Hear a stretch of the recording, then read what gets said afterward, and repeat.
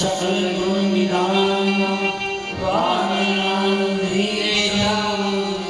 रघुपति प्रिय भक्तम वादजातम नमामि वसुदेव सुतं देवं कंसचाणूरमर्दनं देवकी परमानन्दं कृष्णं वन्दे जगद्गुरुं गुरुब्रह्मा गुरुर्विष्णु गुरुदेवो महेश्वरः गुरुः साक्षात् परब्रह्म तस्मै श्री गुरुवे नमः। गुरु रामचंद्र भगवान जिनके श्रावण समुद्र समान कथा तुम्हारी सुभग सरिना।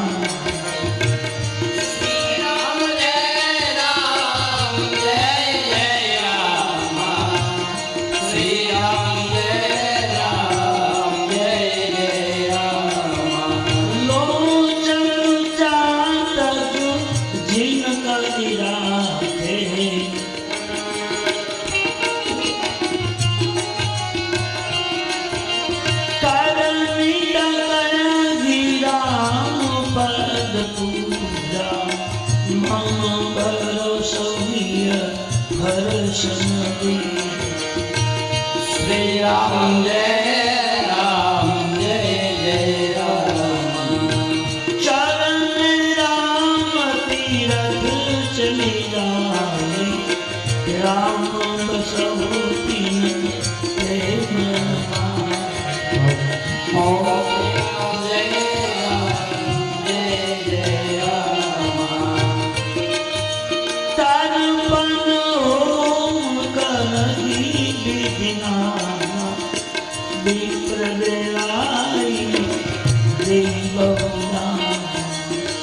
श्री राम जय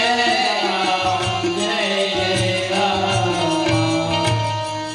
परम पूज्य भगवान परमात्मा श्री रामचंद्र जी भगवान की अशेष कृपाથી प्रत्येक देवता देवीઓના આશીર્વાદથી પરમ વંદનીય એવા પૂજ્ય શ્રી રૂપશ્યામ બાપાના સંકેત અને આશીર્વાદથી અહીંયા ચૈત્ર નવરાત્રિ દરમિયાન ચાલતી 9 દિવસની રામકથાના આજે 6 દિવસની બપોર પછીની કથાનો આરંભ કરીએ છીએ. ભગવાન રામજી લક્ષ્મણની જાનકી તળે ચિત્તકૂટમાં પહોંચ્યા છે. વાલ્મીકી ભગવાન સાથે સંગ થયો, સત્સંગ થયો અને ભગવાને વાલ્મીકીને પૂછ્યું મારે ક્યાં રહેવું, એ મને સુંદર જગ્યા બતાવો. એટલે પેલા વાલ્મીકીએ માનવ શ્રીમાં રહેવા માટે સૂચના આપી કે જેના હાથ દાન કરતા હોય, જેના હાથ પુણ્ય કરતા હોય, જાપ કરતા હોય, યજ્ઞમાં આહુતિ આપતા હોય, સત્કર્મ કરતા હોય, એના હાથમાં હે ભગવાન તો વાસ કરી દે કે જીવે તે સુખ કરો મને ચૂકી ન જાય. લોચન ચાતક જીન કરી રાખી. લોચન કહેતા દ્રષ્ટિ, જેની દ્રષ્ટિમાં ઈર્ષા ન હોય, જેની દ્રષ્ટિમાં ક્રોધ ન હોય, કામ ન હોય, બીજાનું ખરાબ જોવાની જિજ્ઞાસા ના હોય, આવી પવિત્ર જેની દ્રષ્ટિ હોય એના હાથમાં હે ભગવાન તો વાસ કરી દે. આ વાલ્મીકી કહે છે ચરણ રામ તીર્થ ચલી જાય રામ બસહુ તને કઈ મનમાઈ. પગેથી હાલીને જે ભગવાનના મંદિરમાં જતો હોય, પરમાત્મા તમારી કથામાં આવતો હોય, પરમાત્મા કાર્ય કરતા હોય, યાત્રાઓમાં ફરતો હોય, એવા સત્કર્મમાં પગલું જેને ભર્યું હોય એના પગમાં હે ભગવાન તો વાસ કરી દે. આ વાલ્મીકીજીએ ભગવાને રહેવા માટે 14 સલ આવ્યા. કર્મ સારું કરે છે જે ભગવાન આપણા અંગમાં વાસ કરે, આંખમાં વાસ છે, હાથમાં, પગમાં, હૃદયમાં, આંખમાં, મનમાં બધી જગ્યાએ વાસ કર્યો છે. ભગવાને વાલ્મીકીજીને 14 સલ આપ્યા છે અને ત્યારબાદ એમણે ચિત્તકૂટનો મહિમા વર્ણ્યો. ચિત્તકૂટ બહુ પવિત્ર છે. ચિત્તકૂટ રઘુનંદન સાહેબ સમાચાર સુની મુનિ આए સંતોની ભૂમિકા છે. જ્યાં 8 વર્ષ ને 13 દિવસ ભગવાને ભજન કર્યું છે, માં જાનકી સાથે અનુષ્ઠાન કર્યા છે, એવી પવિત્ર ભૂમિકા છે. અને ચિત્તકૂટ તમે જાઓ તો 24 કલાક લોકોની ભીડ હોય છે. અમારે તો સદભાગ્યશાળી છે કે અમને ચિત્તકુંડમાં કથા કરવાનો મોકો મળ્યો. એટલે એ તો બધી બહુ પવિત્ર વસ્તુ છે. ભગવાને ત્યાં પોતાનું નિવાસસ્થાન કર્યું છે. અને આજે પણ એ ચિત્તકુંડની બાજુમાં સુંદર મંદાકિની નદી વહે છે. એ ચિત્તકુંડમાં ભગવાન ગયા છે. પેલા ભીલો સંતો દર્શનમાં સવારમાં કથા આપણે જોઈ કે સંતો આવ્યા તો સંતોએ એને ભગવાને માગવાનું કહ્યું. તો સંતોએ એવું માગ્યું, પ્રભુ અમારે તો અમને એ ખબર તો સમાચાર મળ્યા કે અયોધ્યામાં દશરથજી મહારાજને ઘરે ભગવાને જન્મ લીધો. અમે સાંભળ્યું ભગવાને અવતાર લીધો છે, અમે રાહ બેઠા. ખબર અમારો ભજનનો પ્રભાવ છે. અહીં પધાર્યા દર્શન થઈ ગયા. સંતોએ માગણી કરવાને ભગવાને આગ્રહ કર્યો. સંતોએ કશું માગ્યું ને બસ હવે દર્શન માટે આવ્યા, અમારી ઈચ્છા પૂરી થઈ. પછી સવારમાં આપણે જોયું તો ભગવાને સંતો માટે જેટલા સંતો હતા એટલા રૂપ ધારણ કર્યા. અને બધા સંતોની દયા કરી આંખો બંધ કરી બધા સંતો વૈકુંઠમાં ગયા, સદૈવ ગયા. ત્યારબાદ બીજો સ્વાદ ભીલ લોકોને આવે છે. ભીલો ભગવાનના સમાચાર સાંભળ્યા એટલે કોઈ સંતોને પૂછ્યું કે ભગવાન કેવા હોય, એનું શું નામ લેવાય, એ અમે તો કંઈ જાણતા નથી. સંતો પાસેથી સલાહ લીધી અને સંતોએ સૂચના આપી કે સામાન્ય ગૌર સ્વરૂપમાં બે ભાઈઓ છે, સાથે એક સ્ત્રી છે, સુંદર સ્વરૂપમાં છે, એ રામ લક્ષ્મણ જાનકીજી એવા નામ છે. અને ભગવાનને રાજી કરવા કંઈક ધરવું જોઈએ. રઘુકુલ નાથા, જો ભગવાનને ચરણે આપણે કંઈક જઈએ તો ભગવાનને કંઈક મૂકવું પડે, ધરવું પડે. તમને ભગવાને જે કંઈ આપ્યું છે બધી થોડું ભગવાનને ચરણે મૂકો. એ સંતોએ સમજાવ્યું કે તમે તમારા ભાગમાંથી તમને જે હિસ્સો મળ્યો છે, ભગવાને જે કંઈ તમને લાભ આપ્યો એ 1 રૂપિયો આપ્યો હોય તો 1 પૈસો મૂકો, 10 આપ્યા હોય તો 1 રૂપિયો મૂકો, 100 આપ્યા હોય તો 10 રૂપિયા મૂકો. ભગવાન પછી ધરાવો. જેટલું ભગવાને તમે ધરાવશો એટલું 10 ગણું ભગવાન તમને પાછું આવે. એ સિદ્ધાંત જ છે ભાઈ. આપણને ખબર ના હોય પણ ભગવાન તો હિસાબ રાખે છે કે આ માણસે મને 10 રૂપિયા આપે તો મારે નહીં 100 રૂપિયાનો ફાયદો કરી દેવો જોઈએ. તમને ખબર ના હોય ભગવાન તમને આપી દે. ભગવાન કોઈનું ઋણ લાગતો નથી. પછી તમે ફાટલી નોટ મૂકી દો ને તો ભગવાન ફાટલી દે. એ પ્રમાણે તમને આશીર્વાદ આપે. ઘણા તમને જો ખોટા પૈસા હાલે ન હોય ને, નોટ ખોટી થઈ હોય પછી કોઈ લે તો નહીં, એવો હોય ને હશે ને ડબલા નાખી દે, તાને મૂકી દે. એ કોઈ લેતું તો નથી, તો ભગવાન લેશે કરો ને. પણ જેને એવું દાન કર્યું એને એવું જ ફળવાનું. ભીલોએ ભગવાનને છે ને બધું જ સોંપી દીધું. યહાં સુધી કોલ કિરાત ના આવી, હર્ષે ઘર નવનિધિ કરાઈ. એટલે રાજી થઈ ગયા કે અમારે ઘરે અષ્ટસિદ્ધિ નવનિધિ પ્રગટ થયા. સંતો ભગવાનના ચરણમાં આવડી પડ્યા. જે કંઈ ઘરમાં તમે બધું જ ભગવાનને ચરણે મૂકી દીધું. ભગવાને બધાને ઉભા કર્યા. ઉભા કર્યા પછી ભગવાને પૂછ્યું કે તમે આ બધું મને આપ્યું તો હવે તમે શું કરશો? ભીલોએ કહ્યું, પ્રભુ અમને તો કંઈ ખબર પડતી નથી, પણ કોઈ મહાપુરુષો પાસેથી અમે જાણ્યું કે જેટલું ભગવાનને ધરીએ એટલું અનેક ગણું ભગવાન પાછું આપે. હવે અમારી પાસે હતું તો તમને આપી દીધું. હવે અમારી પાસે કાંઈ છે તો નહીં, તમે કરશો શું?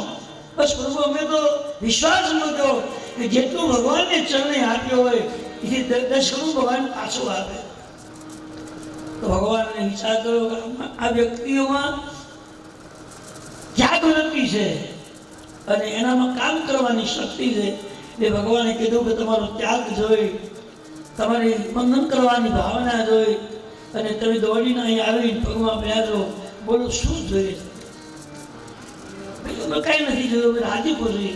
તો ભગવાન કીધું મારે તમારે ભેગું રહેવું છે, મને રાખશો તમે? ભીલોએ સામે સામે જોયું. પછી વિચાર અમારી ભેગું કયા? આ તો જંગલ છે, બસ મારે ઘાસની ઝૂંપડી બનાવી ભજન કરવું છે. ભીલોએ હા પાડી, પ્રભુ તમને જે માગશો એ સેવા અમે કરશું, તમારી જોઈતી ચીજને તમે લાવી દઈશું, અને ભજન કરો તો તમે કરો, નહીં તમે કેવું કરી દઈએ. ભગવાને બધી જગ્યા સાફ કરાવડાવી, લાકડાઓ ડાવડા કરી, ઝાડવાઓને હરખા કરી, જગ્યા સાફ કરી. ભીલો જંગલમાં ગયા, કોઈ લાકડા લઈ આવ્યા, કોઈ ઘાસ લઈ આવ્યા, કોઈ કંઈ લઈ આવ્યા, બધી વ્યવસ્થા કરી અને સુમન મહારાજની ભગવાન માટે ઝૂંપડી બનાવી, કુટિયા બનાવી. અને કુટિયા એટલી બધી સુંદર બનાવી.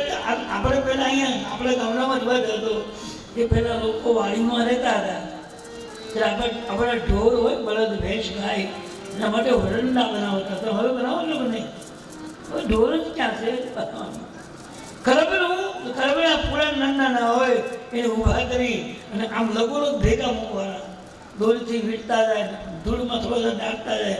એટલી સુંદર ઝૂંપડી બને કે એમાં ઠંડી ન હોય, ગરમી ન હોય, એટલી સુંદર. અને નીચે ઘાસની પથારી હોય તો એ પરાળ અને ડરનું બે થતા, ચોખાનું પરાળ હોય એની પથારી, એટલે એમાં ઊભો નથી ગરમ ઊભ આવે, ઠંડીને બદલે ગરમી આવે. એ સુંદર ભીલોએ ઝૂંપડી બનાવી આપી. ભગવાને પ્રકૃતિમાં વાસ કર્યો છે, માં એ રહેવું છે. બધા ભીલોએ કબૂલ કર્યું, તમારી જે બનશે એની સેવા કરજો, રાત્રિ દિવસની સેવા માટે જાગૃત છીએ. બધા ભીલો સેવા માટે કબૂલ થયા. હવે ભગવાને નિષાદ દાસને કહ્યું, નિષાદ તે તમારે એક આ ઘરનું બધું જ કાર્ય કામકાજ મૂકી અને અમારા માટે અહીં સુધી આવ્યો છે. એટલે હવે અમારે જેવા લોકોનો સંગ જોતો હતો એવા લોકો મને મળી ગયા છે. હવે તમે તમારા નગરમાં જાઓ, ગંગા કિનારે સમય પર તમે લાવો. એટલે થોડીક વાર નિષાદને દુઃખ રહ્યું કે મને આ એવું દુઃખ રહ્યું. ભગવાન મતલબી છે. જ્યાં સુધી કોઈ સંગ નહોતો મળ્યો, કોઈ આવો હથવારો નહોતો મળ્યો, ત્યાં સુધી મને આગળ રાખ્યો, મને પૂછીને આવ્યા. પછી એવો સંગ જોઈતો હતો, એવો સંગ મળ્યો તો મને એમ કે તું જાય, આઈશ્વરને પણ મતલબ તો છે. એવી સે શંકા કરી તો બ્રહ્મ છે ને ભગવાન સમજી ગયા કે ભક્તરાજ નિષાદના દિલમાં કંઈક ઉલટું સમજાઈ ગયું.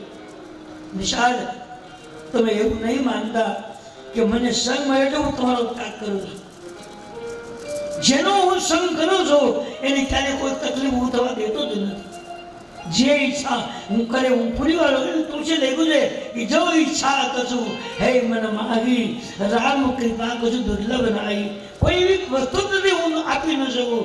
દુનિયાની કોઈ ચીજ માગે મારે આપવું તો હું આપી જ દઉં છું, કોઈ તકલીફ થતી જ નથી. પણ નિષાદ, તું મારો સેવક બન્યો છે તો સેવક તરીકે મારે તને કામ સોંપવું છે. બોલો પ્રભુ, શું કામ? કે તમે જાઓ અને ગંગાજીને કિનારે મારો સુમંત બેઠો છે, એને સમજાવી પોષલાવી અને ગમે એમ કરી અયોધ્યાને પહોંચતા કરી. ભગવાનની વાત નિષાદે સાંભળી એટલે એને વિચાર્યો કે ભગવાન અહીંયા છે. અને કદાચ ભગવાનને એવી ખબર પડી ગઈ કે સુમંતજી ત્યાં છે. હા જાઓ મહારાજ. નિષાદ ભગવાનને ચરણે વંદન કરી અને થોડું આંસુ આવ્યા. ભગવાનને પગ પગીને વંદન કર્યા. ભગવાને આશ્રય બજાવો મહારાજ. અને સુમંત એ નિષાદ હવે ગંગાજીને કિનારે જાય. ગંગાજીને કિનારે ગયા તો ગંગાજીની બાજુમાં એક રથ ઉભો છે. તુલસીદાસજીનું લખ્યું છે કે રામજી લક્ષ્મણજી જે રથમાં આવ્યા હતા એ રથ ગંગાજીને કિનારે ઉભો છે. અને ભગવાનના ચિત્તપુર પહોંચી ગયા ત્યાં સુધી રથ એમને ઉભો રહ્યો. રથને જોયો એટલે બાજુમાં સુમંતજી બેઠા છે, રડે છે, રામ રામનો જપ કરે. સુમંતને જોઈ નિષાદને નવાઈ લાગી કે ખરેખર રામ ઈશ્વર છે. એ ત્યાં ચિત્તપુરમાં બેઠા બેઠા મને એમ કહ્યું કે મારો સુમંત ગંગા કિનારે છે. એને સમજાવી અને તેમાં અયોધ્યા પહોંચાડી. બાજુમાં આવી અને હાથ પકડીને વંદન કર્યા. મહારાજ જાગો. અને કે રામજીના પરમ એ ભગવાન રામજી દશરથજીના પરમ સ્નેહી છે, એના સજીવ છે. અને રામજી ખુદ એને કાકા કહીને બોલાવે. બાયના વતાથી ભગવાનના મંત્રી છે એટલે ભગવાન રામજીને કાકા કહીને બોલાવે. પકડી ગયું, કાકા બોલો. આંખ ખોલી તો રામજીને જોયા. સુમંતજી દોડીને ભરી અહીં કેમ તો અહીં ક્યાંથી મારે લક્ષ્મણની જાનકી નહીં. તો કહ્યું મહારાજ નિષાદે કહ્યું કે ત્રણેય જણને હું ચિત્તકુટ મૂકીને આવ્યો. તમે શું કામ ગયા? તો કામ તો કરે કઈ?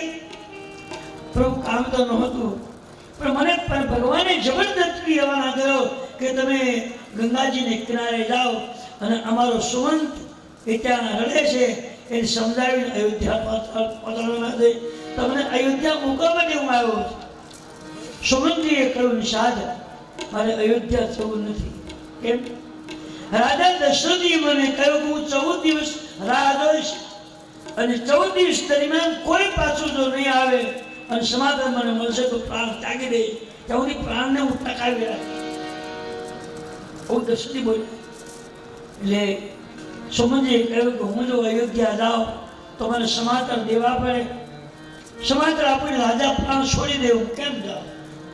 હું અયોધ્યા નહીં, મારે અયોધ્યા જવું જ નથી. પણ નિષાદ એક કામ કરજો, ભગવાન 14 વર્ષે આવે, 14 વર્ષે 14 દિવસ પછી ત્યાં સુધી હું જીવિત રહું, મારા શરીરમાં પ્રાણ ટકી રહે તો ઠીક છે. અને કદાચ ભગવાન આવતા પહેલા જો મારા પ્રાણ છૂટી જાય તો મને ગંગાજીમાં ધક્કો મળી. મારે અયોધ્યા જવું નથી. નિષાદે રડવા આવ્યું કે સુમંતજી ભગવાનના, અને ખરેખર સુમંતજી એ ભગવાન રામ પ્રત્યે બહુ જ પ્રેમ કરે. તુલસીજી એક વાક્યમાં લખ્યું છે કે જે દિવસે ભગવાનનો જન્મ થયો ત્યારથી સુમંતજી ક્યારે રામ દર્શન કર્યા વિના મોઢામાં કોળીઓ મૂકી જેમાં નથી. એક વાર તો ગમે તેમ કાંઈ રામ દર્શન, આ તો રામ પ્રેમી છે. હવે નિષાદે બધા ભીલોને એમ કહ્યું કે ખરેખર આ સુમંતજીને અયોધ્યા આપણે પહોંચાડવા જશે નહીં, હવે જબરદસ્તી પકડાવવા પડશે. પરાયને પકડી રથમાં બેસાડ્યા. રથ હાંક્યો છે પણ ઘોડાઓ ચાલવા સંમત નથી. અને જ્યારે ભગવાન રામ લક્ષ્મણ જાનકીજી એવું તુલસીએ વર્ણન કર્યું છે કે ત્રણેય રથમાં બેઠા હતા અને સુમંતજી રથ લઈને ગંગા કિનારે આવ્યા ત્યારે એ રથના ઘોડાઓ સફેદ હતા.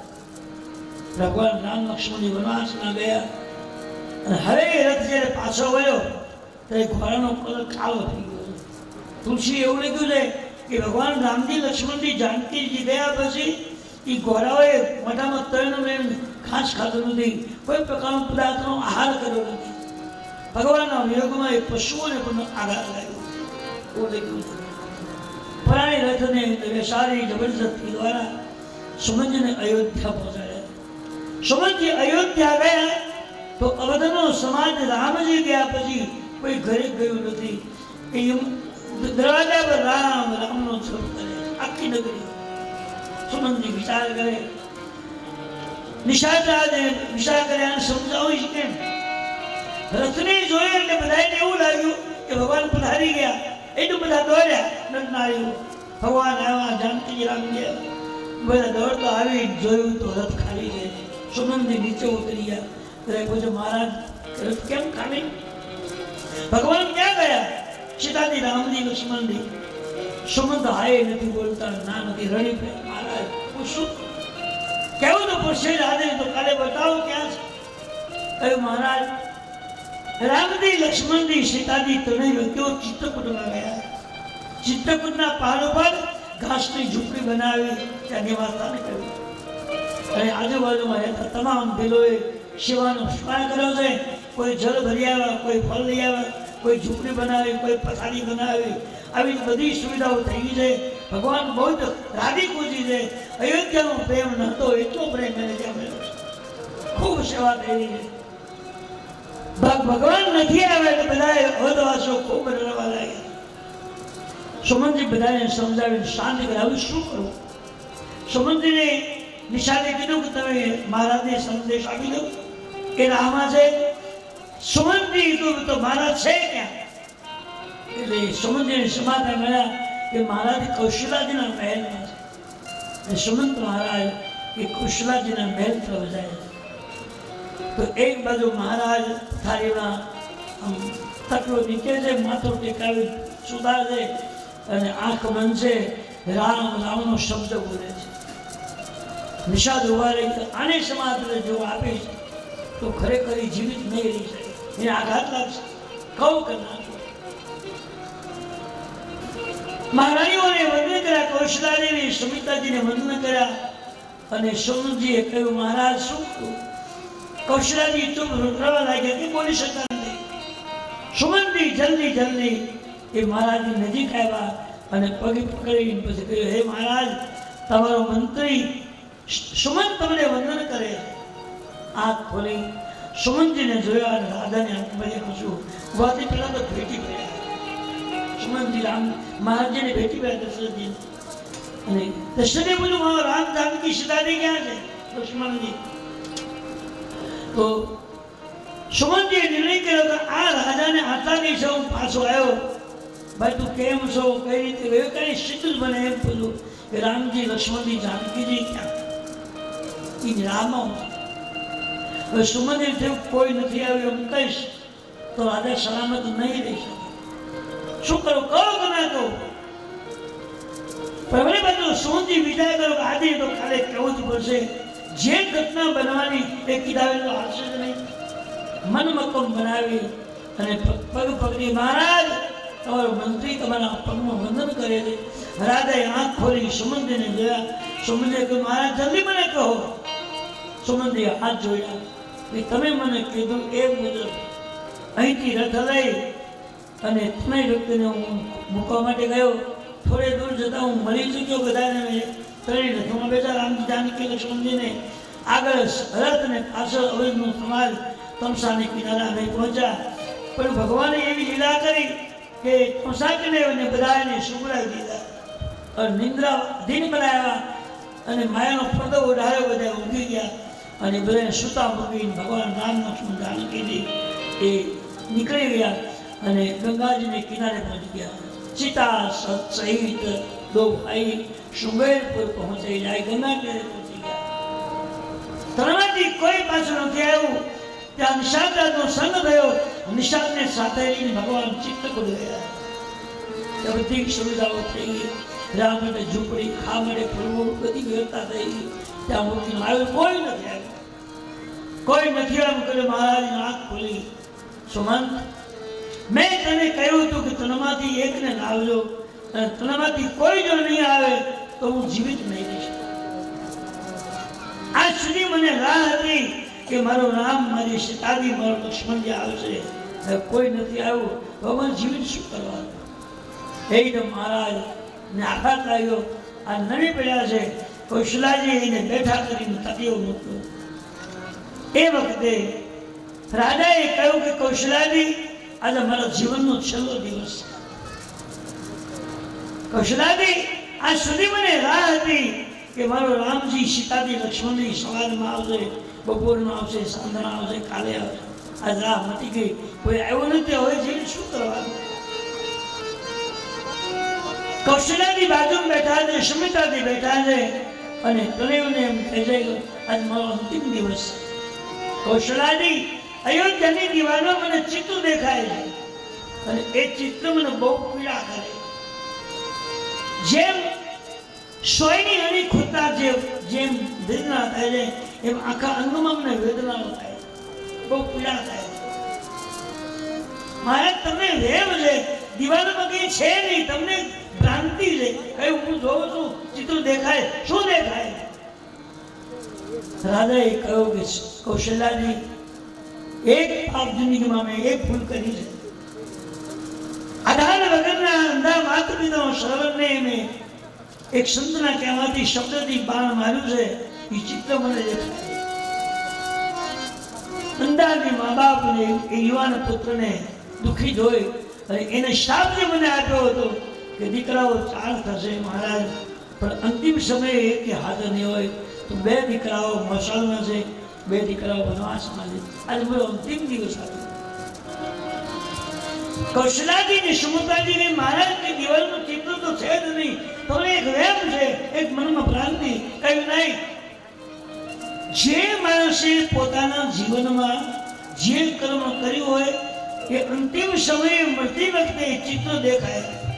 આપણે ત્યાં કોઈ પ્રસંગ હોય તો આપણે એની કેસેટ બનાવી, આવો પ્રસંગ કથાનો હોય, લગ્ન હોય, ત્યારે આખી એનો વિડીયો ઉતારીએ. પછી અમુક સમય ત્યાં પછી વિડીયો પાછો કમ્પ્લીટ કરી અને ટીવી પર મૂકે એટલે આખું ઘર સગા સંબંધી બધા જુએ હવે આવો પ્રસંગ ઉજવો હતો એમાં આટલા લોકો આવ્યા હતા આટલા નહોતા આવ્યા અને આવું ખવડાવું બધું જ આવી જાય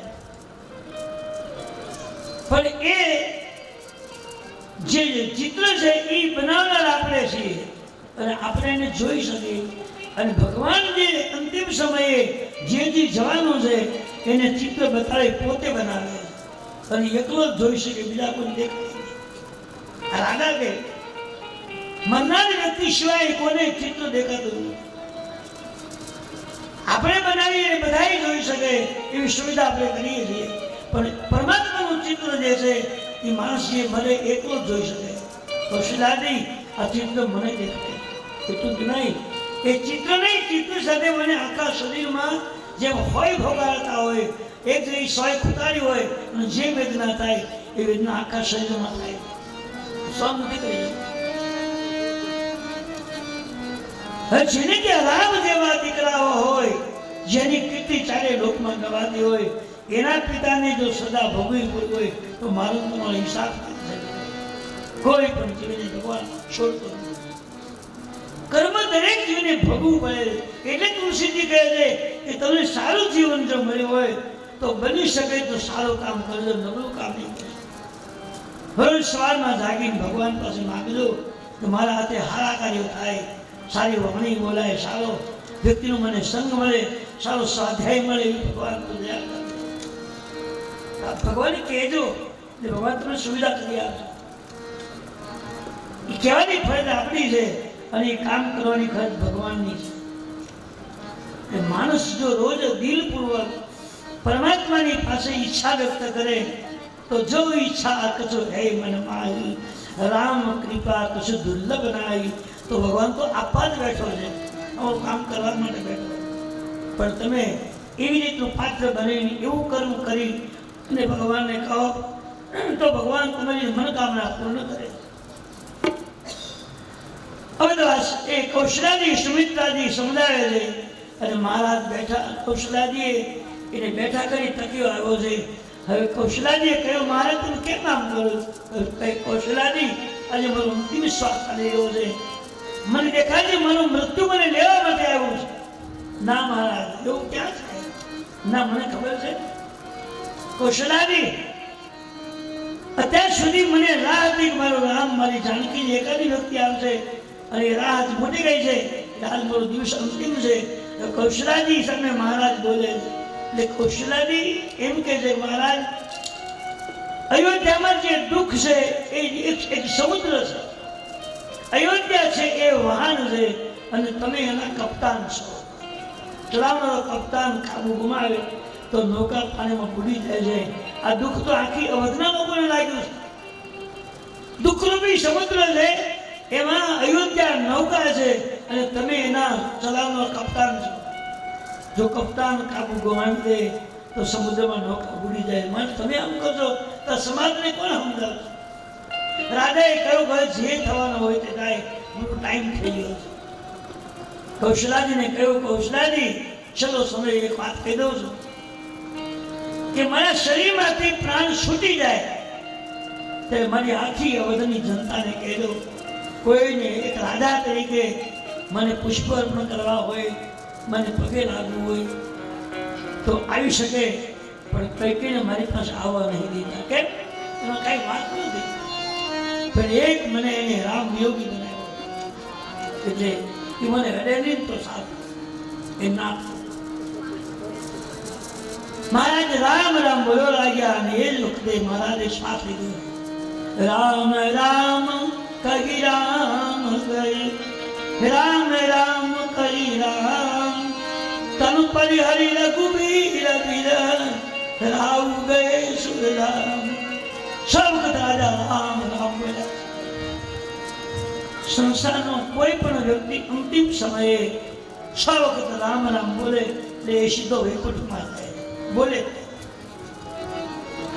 અંતિમ સમયે એની મતિ જાગૃત થઈ જાય અને સાવધાની પૂર્વક ભગવાનનું ચિત્રને દેખા મળે અને છ વખત રામ રામ શબ્દ બોલે ડાયરેક્ટ એને વૈકુંઠ મળે આવું તુલસીને બતાવે પણ એ નામ લગભગ યાદ ન આવે કારણ કે અંતિમ સમયે કેટલી ઝંખના હોય, આ મારું રહી ગયું, આ મારું રહી ગયું, એટલે રામના યાદ ના આવે.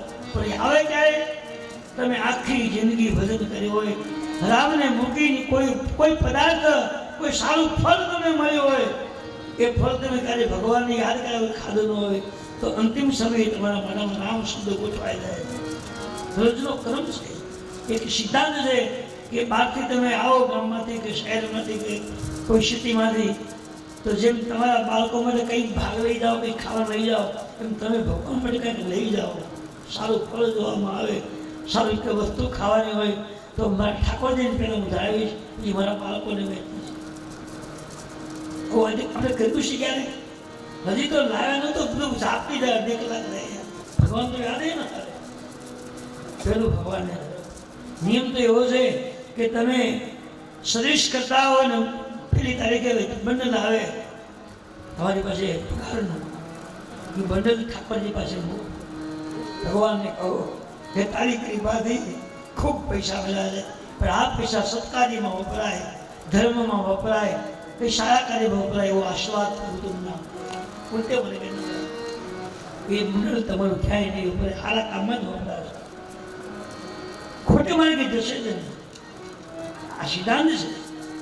ઈશ્વરને યાદ કરીને કરશો તો ભગવાન તમારું કામ કરવા બેઠો છે. મહારાજે સૌ વખત રામ રામ શબ્દનું ઉચ્ચારણ કર્યું, અને રામ નામ જે છે ઈશ્વરમાં રાજા બોલ્યું, કેમ કૃષ્ણ કીધું કેમ ન બોલ્યા, શિવ શિવ કેમ ન બોલ્યા, વિષ્ણુ વિષ્ણુ કેમ ન બોલ્યા, રામ રામ શું કામ બોલ્યા? તો રામનું નામ જે છે એ 6 શાસ્ત્રનો સાર છે. 6 શાસ્ત્રને મિલાવી એમાંથી રસ કાઢી અને રામ શબ્દ લખ્યો છે. બધા વેદો પુરાણમાં આવી જાય. બહુ ઉત્તમ નામ છે. એટલે કથા તો ઠીક છે, યાદ રહે કે ન રહે, આટલું ઉલટું છોટું વિચાર છે, પણ આપણા આ બધું સાંભળતા આપણા અંગે અંગો રામ નામ ગોઠવાઈ જવું જોઈએ. એટલે બહુ વાત કરી છે કે ઉદ્ધવજી મહારાજ એ ગોકુળમાં ભગવાનના દર્શન કરવા જાય, અને એને કીધું, ઉદ્ધવજી જયારે જતા હતા એને ભક્તોને પૂછ્યું કે આટલી બધી ભગવાને શું માયા મૂકી છે કે ગોપીઓ અને ગાયો અને ગોવાળિયા બધા પાગલ થઈ ગયા, એવું કરી કે શું થતું હશે? આ બધી ખોટી વસ્તુ છે, વિરોધ કર્યો. પછી ઉદ્ધવજી મહારાજને એ ભગવાનને મળવા માટે ગોકુળમાં મોકલે, વૃંદાવનમાં જાય.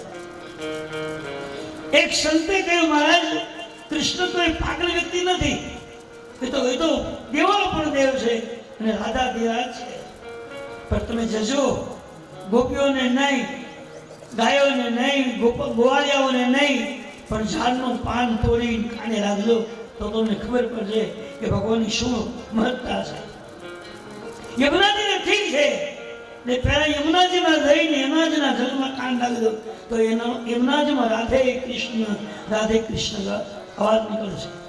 તો માનજો કે કૃષ્ણ હરે વ્યાપક છે, તો લીલા છે.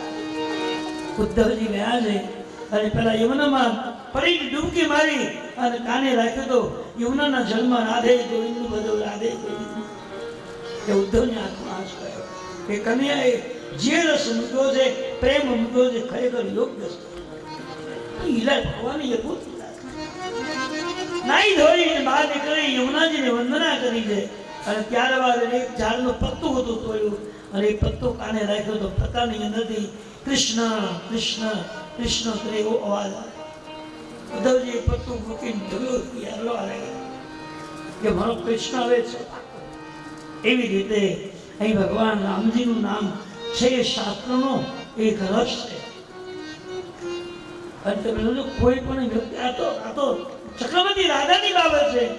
સિદ્ધાંત એવો છે કે ઘરમાં કોઈ પણ ભૂલી જાય ત્યારે રામ બોલો ભાઈ રામ આપણે એ 6 શાસ્ત્રનો પ્રમાણ છે. દશરથજી રામ રામ એમ 6 વખત બોલ્યા, અને 6 વખત બોલી પ્રાણનો ત્યાગ કરી દીધો. મહારાજ બહુ રડ્યા છે, સમાજ રડવા લાગ્યો. રાધે પ્રાણ છોડી રાજા પડે નિયમ નમી પડ્યા, અને કૌશલ્યા સમિતાજી રડવા લાગ્યા.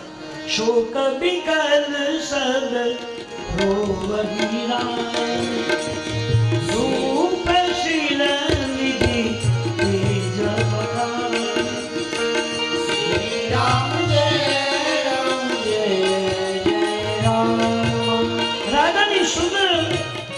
રાજાએ મરણને સુધાર્યું છે અને જન્મને સુધાર્યો.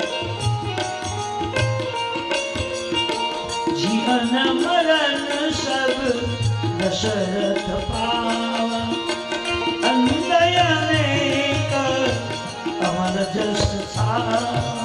જીવન જીવી જાણો અને મૃત્યુને ઉત્તમ બનાવી જાણો કરી જાણો કે જેને ત્યાં રામ જેવા દીકરાઓ પ્રાપ્ત કર્યા, સાક્ષાત ભગવાનને દીકરો બનાવી અને ભગવાનના પિતા બન્યા છે, કર્મ કરી અને સારું જીવન બનાવ્યું છે અને રામજીના પ્રેમમાં અને મૃત્યુ મંગલમય બનાવ્યું છે. વશિષ્ઠથી ભરાયા છે. આખો સમાજ રહે કે વશિષ્ઠ બધાને સમજાવી શાંત કરે.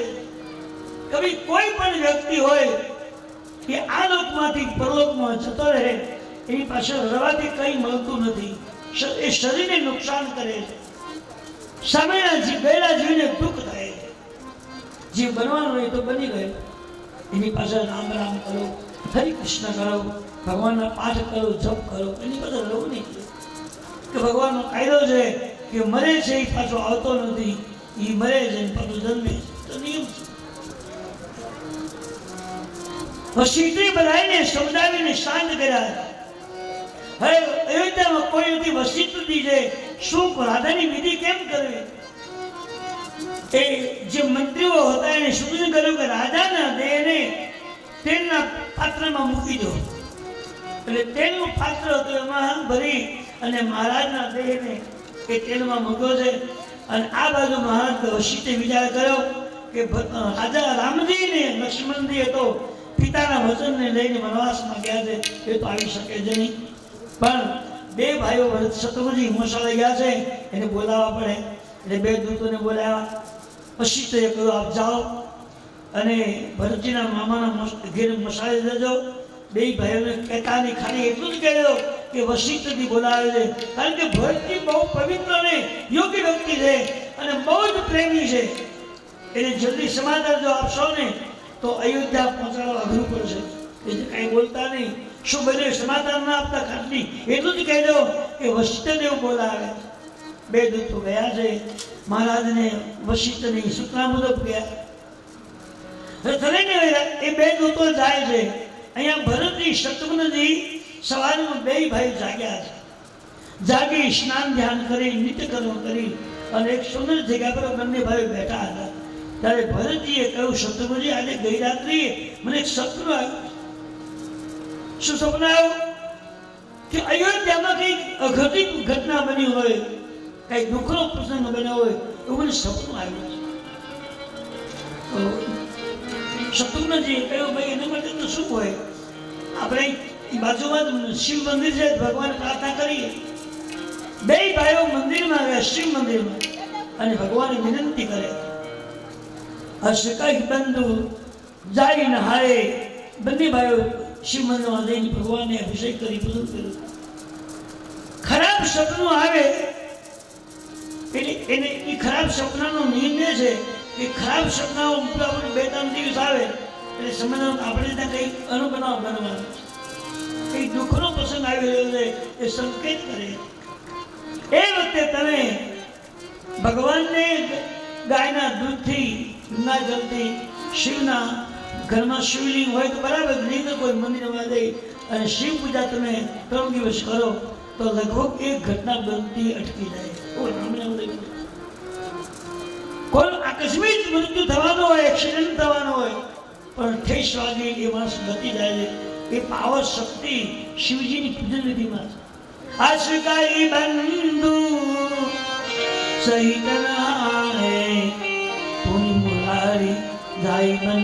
ભગવાનને પગે લાગે. હે મહાદેવજી, અમારા પરિવારનો કોઈ પ્રસંગ ન બને એ અમે પ્રાર્થના કરી. બે ભાઈઓ શિવને પૂજન કરે. અસકઈ બંધુ સહિત નહાય, પૂજી પુરાણી સાધુ સમવાય. એ ચિત્રકૂટની અંદર જે શિવ મંદિર છે ત્યાં બંને ભાઈઓએ પૂજન વિધિ કર્યું. ભગવાનને બિલીપત્ર ચડાવ્યા, પુષ્પ ચડાવી અને બે ભાઈઓ માગે છે કે પ્રભુ અમારો અવધ કુશળ રહેવું જોઈએ, કોઈ તકલીફ ના આવવી જોઈએ. સપનાના બે પ્રકાર છે. એક ઘટના બની ગયા પહેલા આવે અને એક ઘટના બની ગયા પછી આવે.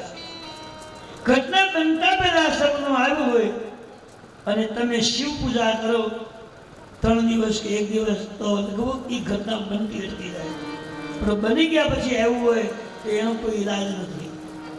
તો ભરતજીને સપનું આવ્યું છે, ઘટના બની ગયા પછી એનો પુસ્તક બની ગયો હવે તો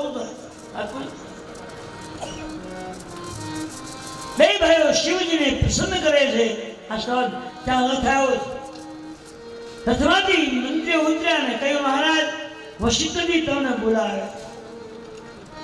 બે ભાઈઓ એકદમ તૈયાર થઈ અને મોસાળથી નીકળી અયોધ્યા આવે. બે ભાઈઓ રથમાં બેસી ગયા અને રથને પાછો આવ્યો અને જ્યાં થોડુંક આગળ ગયો અયોધ્યાના માર્ગમાં, ત્યાં ભરતજીના રથને અપશુકન થયા. કૂતરો મોઢામાં હડકું લઈને હાંગું મળ્યું. શ્વાન કહેતા કૂતરોને, હડ્ડી એટલે હાડકું. ઓ શબ્દ લખ્યો છે. મોઢામાં હડ્ડું લઈને શ્વાન હામો મળે છે અને રથમાં બે ભાઈ બેઠા છે. ભરતજી સમજી ગયા કે નક્કી કંઈક બન્યું છે. શુકન કહે હા દીકરો હારા શકન ગાય ન મળે, વિદ્યાર્થીને મળે, બ્રાહ્મણ ન મળે, સંત ના મળે, શીકન ગણાય ને.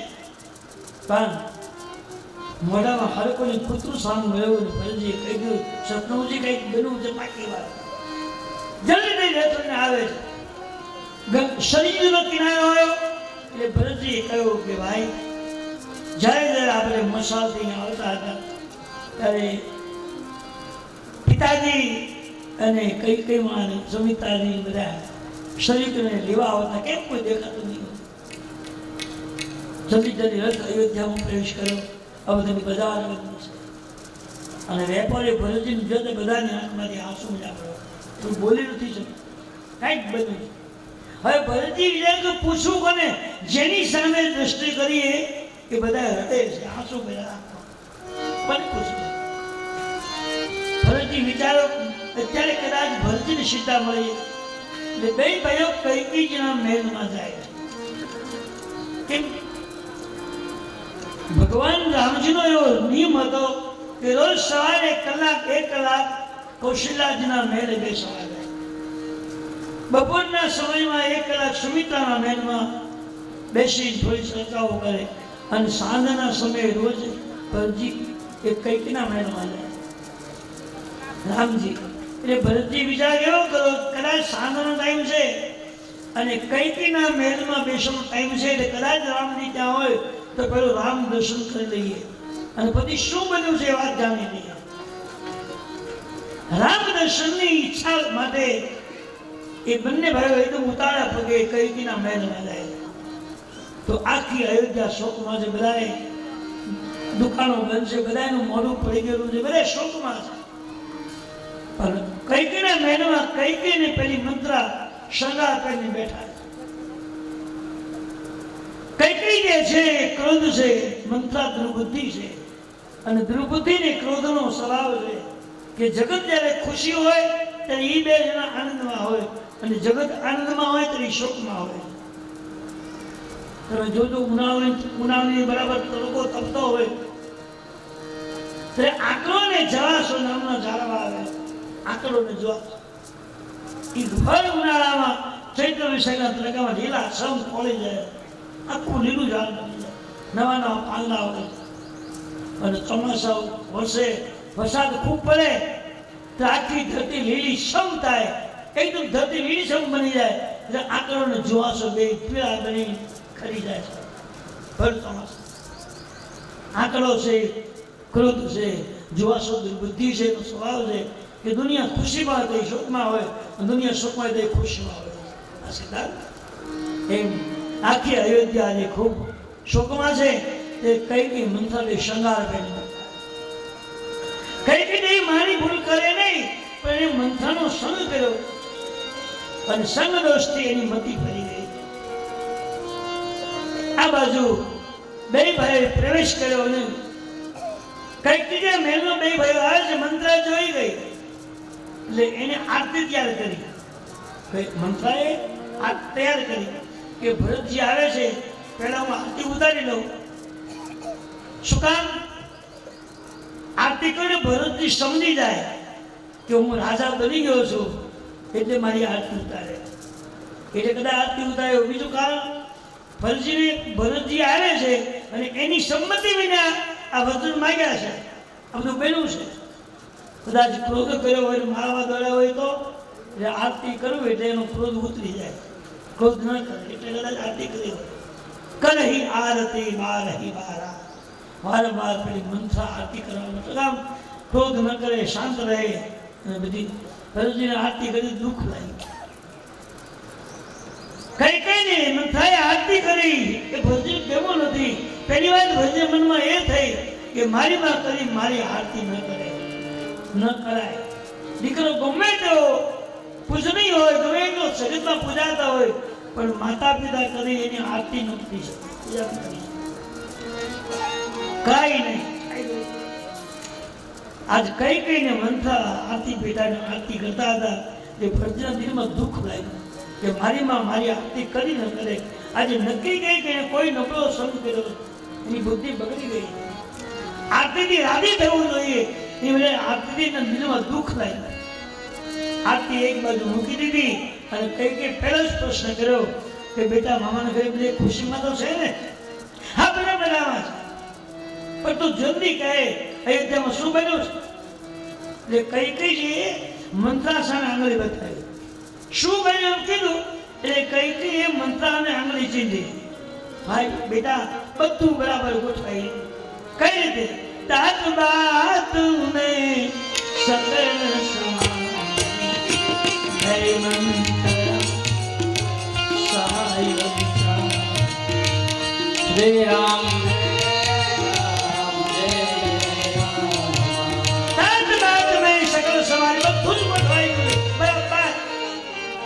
બિચારી મંત્રાએ મને બહુ સહયોગ આપ્યો. આ કઈથી બોલ્યા છે તાત વાત મેં સકલ સવારી બે મંથરા સહાય બિચારી કીધી છે. એની સલાહથી મેં બધું જ ગોઠવી દીધું. આપણે જે કોઈ મુશ્કેલીમાં બહુ સહકાર આપ્યો હોય, બહુ આપણું કામ કર્યું તો કે બીજા મારું બહુ એમ કઈ કહે છે કે તાત વાત મેં સકલ સવારી બે મંથરા સહાય બિચારી મંત્રની સૂચના મુજબ બધું મેં ગોઠવું છે. ત્યાં ભરતજી અવળું ફરી. જો મારી માં જેવી એક સજ્જન રાણીએ એક સામાન્ય દાસીની સલાહ લીધી હોય તો સારું કશું જ ના કરે. જલ્દી પણ શું કર્યો કઈ હા ન બોલે, ના બોલે. માં જલ્દી કે શું છે? બેટા સાંભળો સાંભળો, હા જલ્દી કહું. મને શું અમારા પિતાજીની તબિયત કેમ આમ થઈ? બેટા પિતાજી અયોધ્યાની ગાદી રામજીને આપતા હતા. તેની થઈ ગઈ બેસેટની જ વાર. એમાં ઘણા સમય પહેલા મારા બે વચનો એની પાસે પડ્યા હતા. એ બે વચનની મેં માગણી કરી.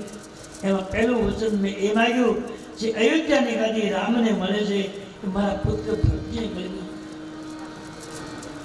હવે મને ગાદી હા બસ એ ગાદી માગી. અને બીજા વચનમાં 14 રામ જાનકીજી વનવાસમાં જાય. આ વનવાસ માગ્યો એ સહન ન કરી શક્યા, ન કરતા નથી.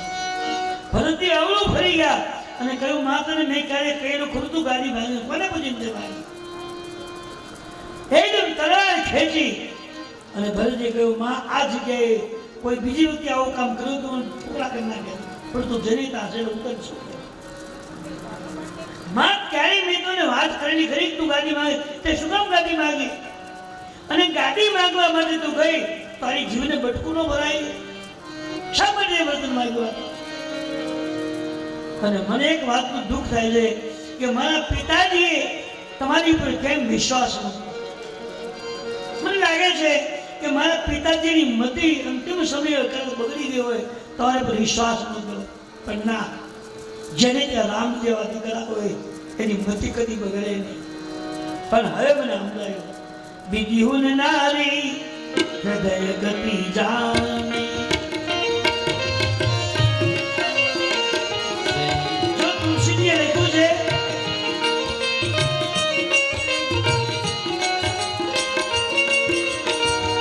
વિધિહુન નારી હૃદય ગતિ જાને. 173 માં દુહા પછીના ચોપાયો છે અયોધ્યાકાંડ. 173 નંબરનો દુહો. એમાં તુલસી એમ લખે છે કે નારી ચરિત્ર એ અદભુત છે. હવે દશરથજી જે રામ જેવા જેને ઘરે દીકરાઓ છે એ પણ એની પતિને ઓળખી ન શક્યા હોય તો આપણો હિસાબ ક્યાં રહે? બધું વિચિત્ર વસ્તુ એવું લખ્યું છે વિધિ નારી હૃદય ગતિ જાણી સકળ કપટ અદ અવગુણ ખાણી તો પૂછી નહીં બોલે કે સકળ કપટ અદ અવગુણ ખાણી સ્ત્રી જે છે અવગુણ ની ખાણે ને બધા જ અવગુણ કર્યા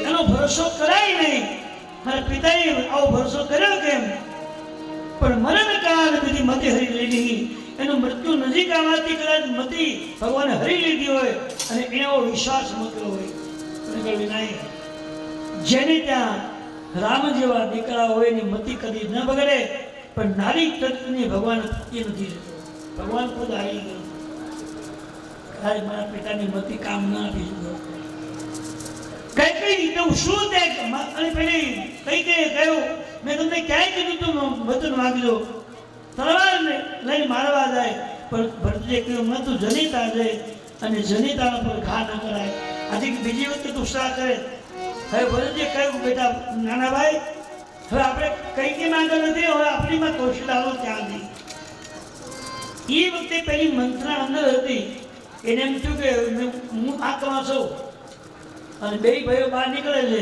અને મને કદાચ દેવા મળશે મારશે તો એ પેલી બહાર નીકળી ગઈ આ ચર્ચા હાલતી હતી કે એ બહાર નીકળી ગઈ કાંઈ ઊભી રહીશ ને કદાચ મારું નામ આવશે મને મેં સલાહ આપી છે બે ભાઈઓ મને મળશે મારો તો હું કરે કોણ આવશે પેલી બહાર જતી અહીંયા ભરતજીએ કહ્યું હાલો હવે આપણે કઈ કઈ માની આપણી માં કૌશલ્યા ત્યાં નહીં હાલો ત્યાં નહીં હાલો ત્યાં જઈ કહી દે પેલી બહાર ઊભી દે સમજી ગયું હવે એનું એકલી દઉં અને મનસે ટીપા તમે કોણાડો બરાબર આવીને બેન ભાઈ નીકળો અને શત્રુને તલવાર કાઢી એકદમ મારા પર દોડ્યા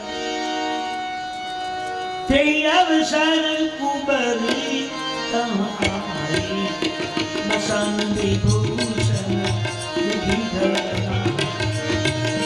હે રામ જય જય રામ હામી મળે મંત્રા ભરતજી અવળું ફરી ગયા અને શત્રુની તલવાર ખેંચી અને એક ઉધા કરવા ગયા ત્યાં શત્રુજી હાથ ભાઈ માણસોમાં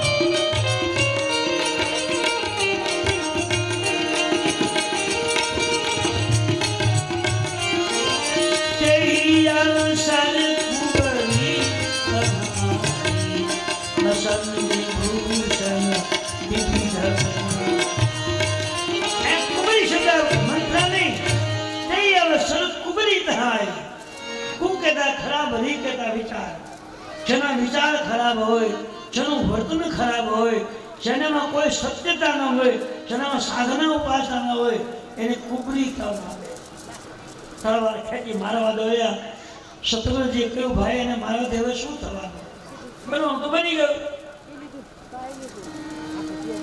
એકદમ બે ભાઈઓ જાય છે કૌશલાજીના મહેલમાં તો કૌશલાજી એની સુમિત્રાજી બની બેઠા બે ભાઈઓનો પ્રવેશ થયો અને બે ભાઈઓએ જ્યાં કૌશલાજીના મહેલમાં પ્રવેશ કર્યો અને કૌશલાજી જોયો એટલે એને ભરતજીમાં રામ દેખાયા અને શત્રુઘ્ન મહારાજમાં લક્ષ્મણના દર્શન થયા મારું રામ ને લક્ષ્મણજી આવે એકદમ ના આવે સામે આવતા એટલે ભરતજી દોડી એના પગમાં પડી ગયા હજી માં બોલે બોલે એ પેલા ભરતજી શરૂ કરી દો માં કદાચ તમને એમ હોય કે કઈ કઈ વચન માયા છે એમાં ભરતજીની કઈક સંમતિ હશે અને ભરતજી સૌ ખાવા લાગ્યા એમાં કોઈ પણ ગામને સગાવતા પાપ લાગે એ પાપનો ભાગીદાર ન બનો કોઈ પણ સ્ત્રીનો વધ કરતા જે દોષ લાગે પાપ લાગે એ પાપ મારા પર હું આમાં કઈ જાણતો જમતું બાળક હોય નાનું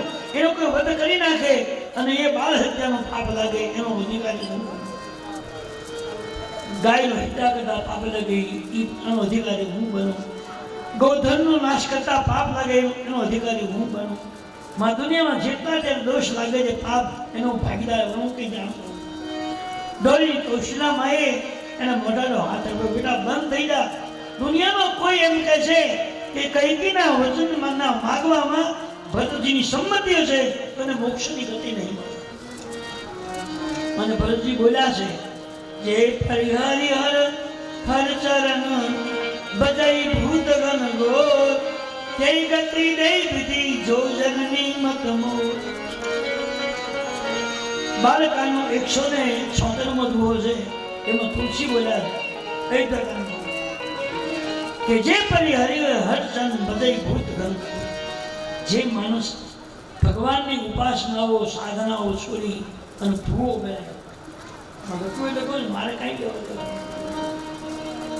તો ભૂવાનું કામ જે કરે એની અધોગતિ થાય. પૂછી લખ્યું જય કરી હરિચરણ બધાય ભૂત ગણો.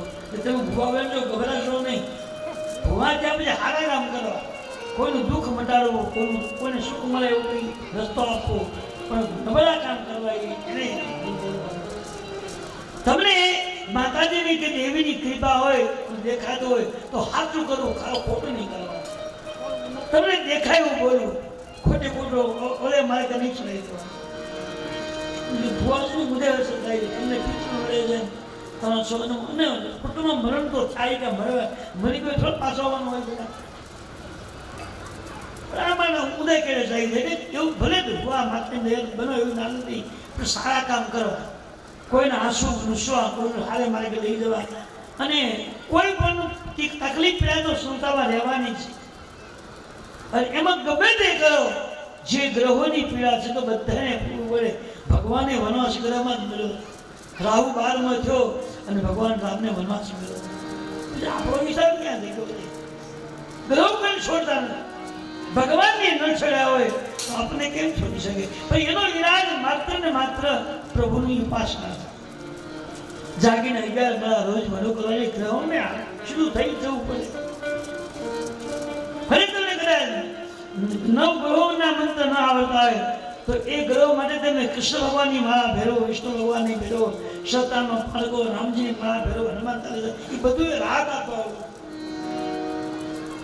કાંઈ તે તકલીફ નહીં આવે એટલે ભગવાને કરી દેવું પડે. અને હનુમાન ચાલીસા જે છે એ દરેકના જીવ માટે દોષોનો નાશ કરવા માટે, કોઈ પીડા હોય અને હાથા મનથી જો કરો તો હનુમાન ચાલીસા 40 ચોપાઈની છે. રામાયણની 40 ચોપાઈઓ ને 2 દુઃખ.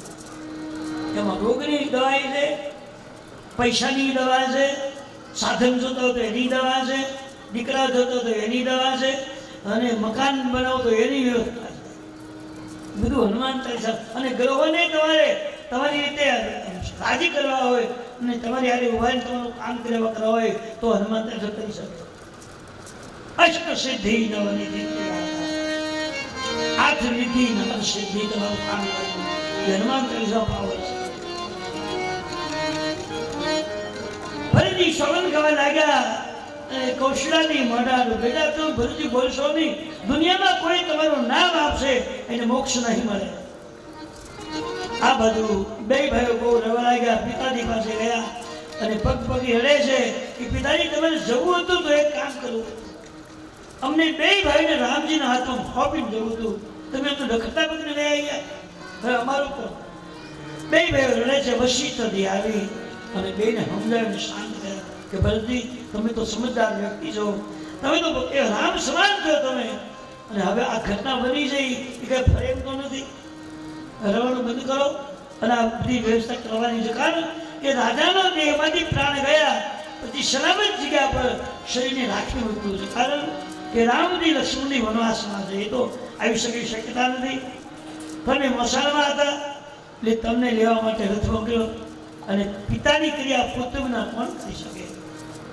એટલે તમે બંને ભાઈઓ નાહી ધોઈ લો અને મહારાજના દેહને તેલનામાંથી બહાર કાઢો, દિવ્ય જળથી સ્નાન કરાવો, અને વશિષ્ઠજીના કહેવા પ્રમાણે મહારાજના દેહને તેલનામાંથી બહાર કાઢ્યું અને સુગંધિત જળથી આખા દેહને નવડાવ્યો, સુંદર વસ્ત્ર પહેરાવી તિલક કર્યું છે, એને રાજનો શૃંગાર કર્યો છે, અને રાજાના શરીરને દર્શનાર્થે મૂક્યું. અવધવાસીઓ બધા રડે છે કે અમારા આવને દાદા નહીં મળે. જે ક્યારે પણ અમને પીડા અંગે આપી અને એક વ્યક્તિને દુઃખના સુખના સમાચાર આપો છે, આવો રાજા અમને ક્યાં બધા રડે છે. પછી કદી બધાને સમજાવીને શાંત કર્યા. ભરતજી, આપના પિતાજીની તૈયારી કરો. અને હવે બધા સંતો ભેગા થયા.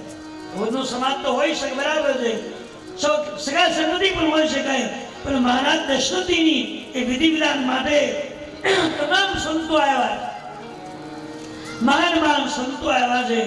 અને વશિષ્ઠે બધા સંતોની સલાહ લીધી કે મહારાજની અંતિમ વિધિ માટે શું કરવું. બધા સંતોએ ના કહ્યું કે મહારાજ, જેને કે રામ જેવા દીકરાઓ હોય અને જેની કીર્તિ સમગ્ર વિશ્વમાં ગવાતી હોય, ત્રણ લોકો જેનો ધજીકાર બોલાવતા હોય, એની યાત્રા જેવી તેવી ન હોય. અને બધા સંતો ભેગા થઈ ભગવાન બ્રહ્માજીને પ્રાર્થના કરીએ, તો ઈશ્વરને જાગૃત કરીએ, અમે વિનંતી કરીએ.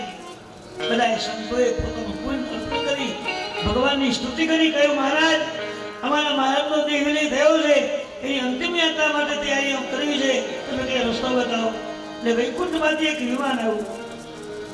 બ્રહ્માજીએ વિમાન મોકલ્યું છે વૈકુંઠમાંથી, અને એ વિમાન ચંદનના કાષ્ઠથી આખું ફર્યું છે. એ વિમાન અવધાન દ્વારમાં ઉભું રહ્યું છે. પછી કરીને સમાધાન મળ્યા. એટલે દૂતોને કહ્યું, જાઓ એ ચંદનના કાષ્ઠ શરીર કિનારે ગોઠવી દો. બધા એ ચંદનના લાકડાઓ જે હતા એ વિમાનમાંથી લઈ અને શરીરને કિનારે ઇષ્ટા તૈયાર કરી દે. અહીંયા બધા અવધના સંતોએ, અવધવાસીઓએ મહારાજની સલાહ લીધી.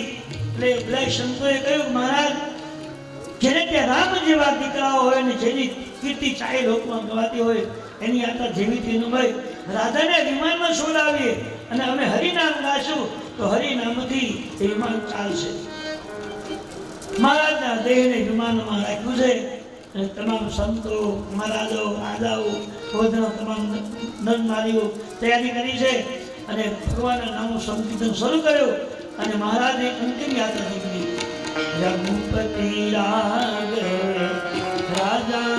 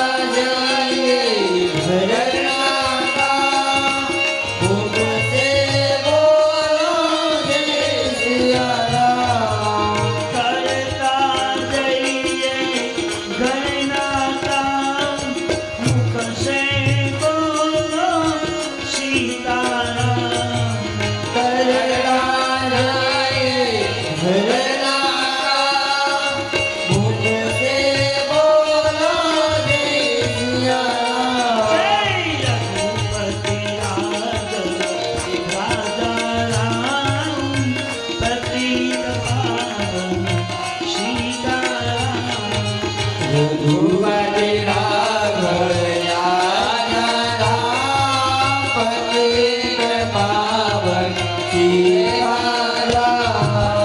નામ સુર સાથે મહારાજની યાત્રા નીકળી. વિમાનમાં બેસીને મૂકો છે. રામ નામથી વિમાન ઉડ્યું છે આગળ આગળ, સમાજ બધો પાછળ પાછળ. અને સર્જ ઉતરીને એક ચિત્તા બનાવી. એ ચંદ્રના કાષ્ટ શરીફના ગોચવા છે. અને ભક્ત મહારાજ અને શત્રુઘ્નજી આગળ છે. વશિષ્ઠની તમામ વિધિ વિધાન કરાવે છે. અને મહારાજના દેહને ચંદ્રના કાષ્ટમાં ગોઠવ્યું છે. જે વિધિ થતી બધી વિધિ બંને ભાઈઓ ક્રિયા છે. અને ત્યારબાદ અંતિમ સંસ્કાર કર્યો. એ વિધિ દાહ ક્રિયા સમિતિની વિધિવત જાય તિલાંજલિ. મહારાજના શરીરની અંતિમ ક્રિયા થઈ છે. અને અયોધ્યામાં સમાજ, સંતો, મહાપુરુષો, બધા જ્ઞાનીઓ, ભક્તો બધા પોતાની પુષ્પાંજલિ લઈ અને મહારાજને પુષ્પાંજલિ આપે છે. તો એક ઘટના બહુ સારી, બહુ જ બહોળી સંખ્યામાં સમાજ ભેગો થયો. આ તો ચક્રવર્તી રાજા છે અને જેની ત્યાં રામ જેવા તો દીકરાઓ છે. પણ તુલસીજી બહુ સુંદર નિર્ણય આપ્યો છે કે કોઈ પણ વ્યક્તિ આ લોકમાંથી પરલોકમાં જાય ત્યારે આપણે બધા સગા સંબંધીઓને, જાઈ ભાઈને, આપણા જે મળતિયા હોય બધાને આપણે બોલાવીએ અને પછી એ દેહને લઈને આપણે સ્મશાનમાં લઈ દઈએ. એટલે ગાડી બધાની ઘરની હોય. હવે તો ફોર વ્હીલર ઘરની હતી કે એમાં નાખીને બે જણા ન પૂરી આવે, બધાને બોલાવવા પડે. એનું કારણ શું ખબર? આ પહેલેથી આવ્યું હોય. સગા સંબંધીઓ કદાચ બાળગામ હોય તો આવે નહીં ત્યાં તેની વાત રાખવી પડે. કારણ કે જેને જેને સ્નેહ છે, પ્રેમ છે, એને અંતિમ સમયે એને થોડુંક પુણ્ય આપવાનું. બધા લોકો સંબંધી ભેગા થાય, સગા સંબંધી, જાય ભાઈ, આપણા સ્નેહીઓ એ ભેગા થઈ અને જનાર વ્યક્તિને પુણ્ય આપે છે કે ભાઈ તારો ને મારો એટલો ભાવ હતો, પ્રેમ હતો, તો તારા નામે 5 માળા, 11 માળા, 21 માળા હું તને પુણ્ય આપું. અને બધા ભેગા થઈ અને પુણ્ય જો આપે તો એ સમયનું પુણ્ય જનાર વ્યક્તિને મળે. એને નામનું એને આપવાનું. અને તમે કોઈને પુણ્ય આપ્યું હોય, અને હંમેશા નિયમ છે કે માણસનું ભલું માણસ જ કરી શકે, માણસ જ થાય. એ માણસ જિંદગીમાં કોઈ સારું ન કર્યું હોય, ગુરુ કામ કર્યું હોય, દોષ લીધા હોય, પણ અંતિમ સમયે જાજા લોકો ભેગા થઈ અને એને પુણ્ય આપે તો એ માણસની પીડા મટી જાય અને એને વૈકુંઠમાં વાસ થાય છે. એની પીડા થતી નથી. એવું રામાયણ હું નથી કહેતો. કારણ કે આ લોકોમાંથી જે લોકો ગયા એનો કોઈ ટેલિફોન કે પત્ર આવે જ નથી. ક્યાં પહોંચ્યા ને કેમ છે કોઈને ખબર નથી. હજી સુધી કોઈ કહેતો નથી. આ તો વેદોમાં વર્ણન છે. હવે એ તો જે હાથું ખોટું કેમ જોવા, પૂરી ખાતી હોય કેમ ખબર પડે. પણ અંદાજ બાંધ્યો છે કે પુણ્ય હંમેશા અમુક સમય પર આપી શકાય. હવે કેમ રહી પુષામાં એવું છે રવિવારે નહીં કે અગાઉ ત્યારે કરી ગયા રહી પુષામાં તમે એક નામનું 100 ગણું ફળ મળે. એક માળા ફેરવો તો 100 માળાનું પુણ્ય. અને એ સંકલ્પ તમે કર્યો હોય અને એ પુષામણ યુગમાં તમે જેટલા જાપ કર્યા છે એનું અનેક ઘણું ફળ મળે. એમ અંતિમ સમયે જેટલા લોકો ભેગા થઈ અને રામ નામનું સંકીર્તન કરે, તિલાંજલિ આપે, પુણ્ય આપે તો જનાર આત્માને સદગતિ પ્રાપ્ત થાય. આ પૂછજો. અને તમે કોઈને પુણ્ય જો આપ્યું હશે તો આપણે બધાને જવાનું તો છે. આજે તો કાલે 5 વર્ષે 25 વર્ષે કેટલા વર્ષે એક તો થવાનું. આપણે જઈએ ત્યારે આપણે કોઈને પુણ્ય આપ્યું હોય તો આપણને પુણ્ય આપવાવાળા લોકો મળી જશે અને તકલીફમાંથી આપણને મુક્તિ મળશે. જેની જે રામ જેવા દીકરાઓ હોય, જેની કીર્તિ સમગ્ર વિશ્વમાં ગવાતી હોય, એને પુણ્યની શું જરૂર છે? પણ આપણા માટે લીધું કે માણસે માણસનું વિધ કરવું જોઈએ. માણસ માણસનું ભલું કરી શકે અને એ પણ પુણ્યથી, પૈસાથી નહીં. તમે એની પાછળ 2 માળાનું પુણ્ય આપો, 5 માળાનું આપો, 1 મહિનાનું આપો, અઠવાડિયાનું આપો, 5 દિવસ, તમને જે હોય તમારાથી જે થાય એ જનારનું નામ લઈ એને આપો. આ પુણ્ય તને આપો. જેટલી માળામાંથી થાય જેટલું જપ. આ માનવ ધર્મની બધી વ્યાખ્યાઓ બતાવી. હવે તો આ શિવએ રાધે તિલાંજલિ આપ્યું છે અને બધો સમાજ અયોધ્યામાં આવ્યો. ભરત મહારાજ શત્રુજી બહુ રડે છે. વશિષ્ઠજી સમજાવી અને શાંત કરે છે. ભરતજી, કોઈ પણ વ્યક્તિ આ લોકમાંથી પરલોકમાં ગયો હોય તો એની પાસે તમે રડશો નહીં. ના પાડે, મનાઈ કરી. કેમ? તમે બહુ રડવા માંડો તો એ ગયેલો જીવ કે પાછો દાખલો છે. બહુ પછાડી હાથ ભાગી ના ગયા પણ ગયેલો પાછો દાખલો છે કે તો હુકમ હેરાન થાય. દુઃખ ખોટું છે એની પાસે હરી. હા, દુઃખ જરૂર છે, ખૂબ દુઃખ છે, માનીએ છીએ, પણ એથી દુઃખ હળવું નહીં થાય. એની પાસે પ્રભુના ગુણગાન ખૂબ ગાઓ. ગીતાના પાર કરો, રામાયણના પાર કરો, 5 માળા ભેગું રામનામ ગાઓ, અખંડ ધૂન કરો. એની આગળ શાંતિ એ બધું જ પૂર્ણ એને પ્રાપ્ત થાય. તમને તકલીફ થાય અને જના જીવ પણ દુઃખી થાય છે. એ દુઃખ નહીં થાય. શું આપવા? ભગવાનને પ્રાર્થના કરો, ભગવાનની આત્માને શાંતિ આપો. આપી શકે એટલે આપણે કિરાની તો આપીએ છીએ ને, કરવું જ જોઈએ. એના નામથી રોજ તમે એને કોઈ માણસ મહિનાનો પૂર્ણ આપે કે 1 મહિના સુધી તારા નામની 5 માળો 1 મહિનો સુધી ફેરવી, કોઈ 2 મહિનાનો આપે, કોઈ 6 મહિના સુધી, કોઈ 15 દિનો આપે, કોઈ અઠવાડિયાનો આપે, જેવી જેવી લાગણી. અને તમે જેટલું કોઈને આપ્યું હશે એટલું તમને મળશે. તમારો વારો આપ્યું હશે તો મળશે. તમે આપ્યું નહીં હોય તો તમને નહીં મળે. તો સીધો હિસાબ આપણે થોડું કરવા જેવું છે. કોઈને આવું બન્યું હોય તો સજો નાજો અને નાની ખાડી ખાડી ન આવતા કંઈક પૂર્ણ આપજો કે 2 માળા 5 માળા અને તમે વેચ્યું છે તો તમને કોઈક આપશે, પણ તમે નહીં આપે તમને કોઈ નહીં આપે. બધા ભગવાન મહારાજને કઈ જરૂર નથી, જેને કઈ રામ જેવા દીકરા, પણ આપણા માટે તુલસીદાસજી આવવાનું કર્યું છે કે માણસનું હિત માણસ કરી શકે. ભરત મહારાજ શત્રુજી બે લડે છે. વશિષ્ઠજી બેને બાજુ બેહાડ્યા અને બેને સમજાવે ભરતજી જે બન્યું એ બન્યું છે, તો એની પાસે હરિના ગુણગાન ગાવાથી શાંતિ મળે. હવે વશિષ્ઠજી કહ્યું કે હે રામ, ભરતજી સાંભળો, તમે જેને ત્યાં રામ જેવા દીકરાઓ હતા, જેની કીર્તિ ચારે લોકમાં ગાવે છે, એની પાસે રડવું નહીં જોઈએ, એની પાસે પ્રભુનું ગુણગાન ગાઓ. હવે વશિષ્ઠજી બે ભાઈ સમજાવે. ભરત મહારાજને સમજાય, ભરતજી તમે શાંત થઈ જાઓ. અને હવે વશિષ્ઠજી કહે છે, હે ભરતજી, કોઈ પણ વ્યક્તિ આ લોકમાંથી પરલોકમાં ગયો એની પાસે પ્રભુના ગુણગાન ગાવે છે. સમજાવીને શાંત કર્યા છે. હવે વશિષ્ઠજી કહે છે, હે ભરતજી, આ લોકમાંથી પરલોકમાં ગયો તો કોની પાસે રડવું જોઈએ અને કોની પાસે નહીં રડવું જોઈએ? એમાં ખાલી વર્ણન વર્ણન. કેવો બ્રાહ્મણ ગુજરી ગયો હોય તો રડવું અને કેવા બ્રાહ્મણ પાસે નહીં રડવું. આ વશિષ્ઠજી બોલ્યા, શોચિયમ વિપ્રજો વેદ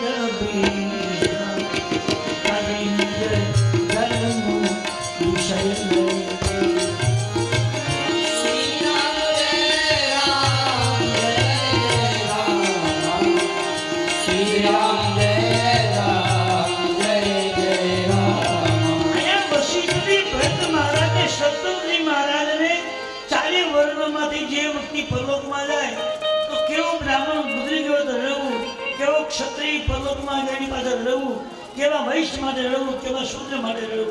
આ ચારે વર્ણમાં આપણે બધા આવી ગયા. હવે કેવો બ્રાહ્મણ ગુજરીએ તો રડવું તો સોથી વિપ્ર જો વેદ વિપ્ર જે બ્રાહ્મણ, જે બ્રાહ્મણ કુળમાં જન્મ્યો છે પણ ક્યારેય ભગવાનના દીવાબત્તી કરી પાઠ નથી કર્યો, ક્યારેય જપ નથી કર્યા, ક્યારે ભગવાનની ઉપાસના કરી નથી, નકરું હરામનું ખાધું છે, એવો બ્રાહ્મણ જો ગુજરી ગયો હોય, સત્કર્મ કરી જ ન હોય અને નકરું ભેગું કરતા કરતા વયો ગયો હોય અને ક્યાંય વાપરી ન શકે રડવા માટે એવું. પણ જે બ્રાહ્મણે ઉપાસનાઓ કરી હોય, સાધના કરી હોય, દાન કર્યા હોય, પુણ્ય કર્યા હોય અને સત્કર્મ કરતા કરતા ગયા હોય તો એની પાસે પ્રભુનું નામ ગાવું, ટીપું પણ રડવું નહીં જોઈએ. આ સુધી બીજો નંબર આપણે ક્ષત્રિય લોકોનો, બ્રાહ્મણો છે ક્ષત્રિય. કેવો ક્ષત્રિય ગુજરી જાય તો રડવું. શોતિ અનુપતિનો નીતિન દાના જેહીના પ્રજા પ્રિય પ્રાણ સમાન. કેવો ક્ષત્રિય ગુજરી જાય તો રડવું, કોની પાછળ નહીં રડવું. જે ક્ષત્રિય સત્કર્મ કરતા હોય, સૌથી નૃપતિ જો નીતિ, જે ક્ષત્રિય નીતિથી જીવન જીવો. ક્ષત્રિયોએ નીતિને પગલે ચાલવું જોઈએ, અનીતિને પગલે હલાય નહીં. બની શકે તો કોઈનું સારું કરી શકે, કોઈનું ગુરુ ન કરી શકે, એને ક્ષત્રિય કહેવાય. સૌથી નૃપતિ જો નીતિ ન જાના, જૈન પ્રજા પ્રિય પ્રાણ સમાના. આ પબ્લિક પ્રત્યે જેનો લાગણી પ્રેમ હોય અને પ્રાણ કરતા પબ્લિકને પ્રેમ વધારે આપી શકે, આવી જેની શક્તિ હોય, આવો ક્ષત્રિય બુદ્ધિ ગયો હોય તો એની પાસે પ્રભુનું ગુણગાન ગાવું. પણ એને કોઈનું ભૂલું કર્યું જ નથી, લોકોનું આશકી બધું લઈ લીધું છે અને હરામનું જેને ખાધું છે, એવો ક્ષત્રિય બુદ્ધિ ગયો હોય એની બધું ખૂબ રહેવું. નંબર વૈષ્ણવ આવે. શૌચિય બાયસ કૃપન ધનવાનો, જુન અતિથિ સેવા ભક્તિ સુજાનો. વૈષ્ણવોને ભગવાને ધનના માલિક બનાવ્યા. વૈશ કહેતા વેપારી, પાણીયાઓ.